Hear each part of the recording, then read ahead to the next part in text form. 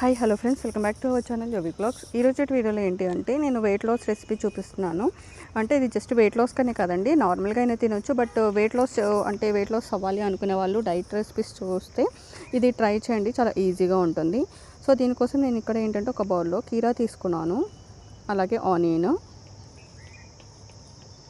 ఇప్పుడు దీంట్లోకి బాయిల్ చేసిన స్వీట్ కార్న్, దీంట్లోకి వేరే వేయొచ్చండి వెజిటబుల్స్ అలా, బట్ ఈ 3 వేస్తే సరిపోతుంది, ఎందుకంటే టేస్ట్ బాగుంటుంది. మిగతా వేస్తే ఏంటంటే టేస్ట్ అనేది చేంజ్ అవుతుంది. సో ఈ 3 వేసేసి తర్వాత కొంచెం కారం, కొంచెం ఉప్పు,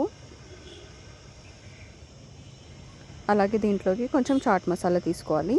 చాట్ మసాలా లేకపోతే లెమన్ అయినా సరే పిండుకోవచ్చు. జస్ట్ మనకి అంటే చాట్ మసాలా వల్ల మంచి టేస్ట్ వస్తుంది మనకి. సో కీరా కూడా కొంచెం పుల్లగా తీయగా ఉంటుంది కాబట్టి ఈ కీరా అనేది బాగుంటుంది టేస్ట్. సో ఈ 3 చాలండి, ఇంకెక్కువ వేస్తే టేస్ట్ చేంజ్ అవుతుంది అనమాట.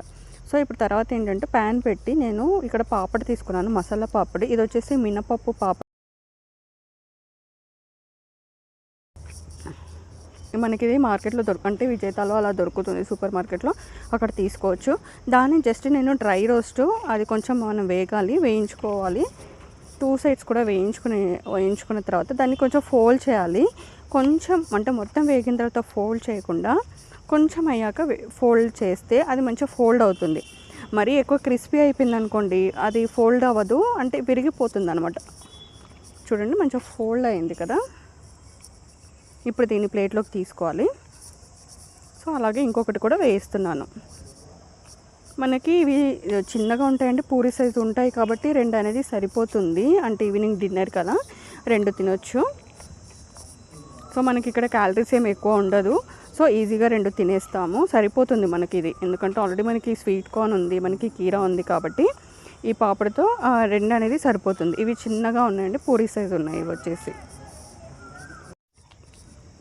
మనం వేయించేటప్పుడు ఏంటంటే కొంచెం వేగిన తర్వాత వెంటనే మనం ఫోల్డ్ చేస్తే మంచిగా ఫోల్డ్ అవుతుంది. టోటల్గా మొత్తం వేగిన తర్వాత అయితే ఏమవుతుందంటే క్రిస్పీగా అయిపోయి ఫోల్డ్ అవ్వదు, ప్లస్ ఏంటంటే విరిగిపోతుంది. ఒకవేళ ఫోల్డ్ అయినా మనం అంటే ప్యాన్ నుంచి తీసిన తర్వాత విరిగిపోతుంది. సో అలా కాకుండా జస్ట్ కొంచెం వేగిన తర్వాత వెంటనే ఫోల్డ్ చేసేసేయండి. ఇలా ఫోల్డ్ చేయడం వల్ల మనకి విరిగిపోకుండా ఉంటుందన్నమాట.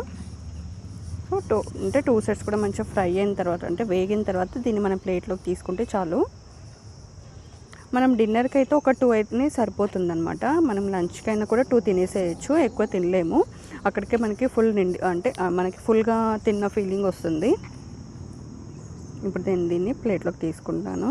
ప్లేట్లోకి తీసుకొని ఈ స్టఫ్ ఉంది కదా, అంటే మనకు స్వీట్ కార్న్ అది ఉంది కదా, దాన్ని ఫిల్ చేసేసుకొని తినేస్తే సరిపోతుంది. పిల్లల కోసం అనుకోండి మీరు అంటే టమాటో సాస్ యూస్ చేయొచ్చు, లేదు అంటే మన ఇంట్లో గ్రీన్ చట్నీ మనం కూడా పెట్టుకోవచ్చు అండి. గ్రీన్ చట్నీ అలా ఉంటుంది కదా, అది కూడా పెట్టుకోవచ్చు. కొత్తిమీర కానీ పచ్చిమిర్చి, అది మన చాయిస్. బట్ వెజిటబుల్స్ వేరే వేస్తే ఏంటంటే టేస్ట్ అనేది చేంజ్ అయిపోతుంది. సో ఇది చాలా ఈజీగా ప్రిపేర్ చేసుకోండి, హెల్దీ కూడా. అంటే మనం ఇక్కడ అన్ని వెజిటబుల్సే వేసాము, జస్ట్ పాపడ్ అండి. ఇది కూడా నేను మినపప్పుతో చేసిన పాపడే తీసుకున్నాను, ఇంట్లోదైతే ఇంకా బెటర్.